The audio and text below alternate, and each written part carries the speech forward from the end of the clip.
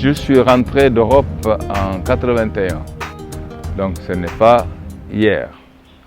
Et donc j'ai travaillé dans une société touristique qu'on appelait à l'époque Touring Sénégal. Et j'ai travaillé pendant 4 ans. Et donc j'ai décidé de quitter cette société pour aller de mes propres ailes. On a démarré nos affaires personnelles par le Bombolon. Le Bombolon, c'était un nightclub. Il y avait aussi, on a monté un restaurant au niveau du Bombolon. Il y avait 7 chambres. Et puis c'est avec ça qu'on avait commencé à travailler au Bombolon, à faire nos affaires personnelles. En 86, on avait commencé à faire ça. C'était assez difficile parce que c'était la période où les soucis que nous connaissons de la Casamance ont commencé. Et donc c'était très difficile, mais c'était une volonté aussi. On était 4 en fait, quand on a démarré le Bombolon, on était 4 personnes, 4. Ma femme et moi et 2 employés.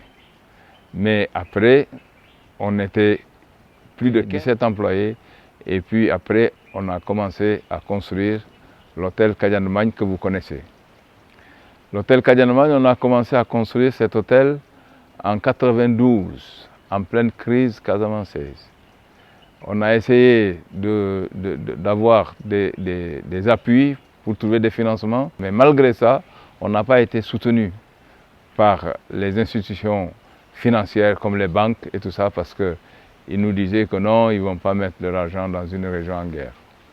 Mais on répliquait à chaque fois pour leur dire non, nous on n'a pas de calage.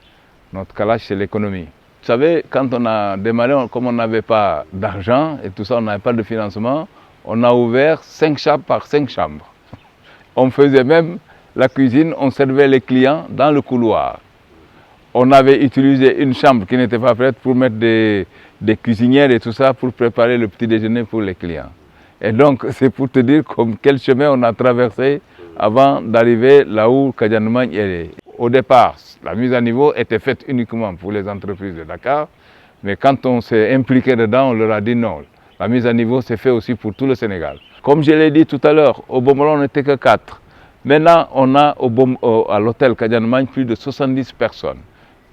Tenez-vous bien, pour un hôtel de 45 chambres, c'est énorme, c'est trop. Mais nous sommes obligés de le faire parce que nous voulons aussi pousser les gens. Nous voulons aussi apporter aussi ce que nous pouvons apporter, répartir ce que nous pouvons gagner. Il y avait des moments pendant la crise et tout ça où on s'entendait avec les employés pour que l'on paye ceux qui sont mariés, les employés qui sont mariés et qui ont des enfants, on leur payait des pleins salaires. Mais on s'est entendu avec les autres qui sont des célibataires pour les payer des moitié salaire. Tout ça pour accompagner cette difficulté.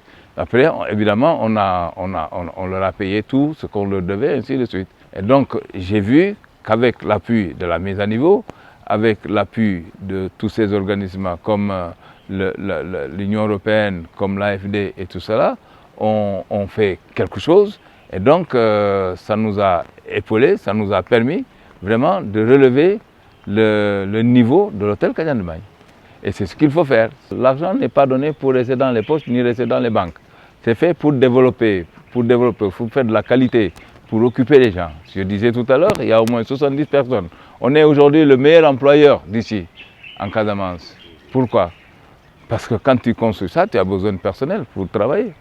Et donc c'est ça l'importance, c'est d'occuper les gens pour amoindrir les soucis et que la paix revienne ici et que chacun trouve son compte.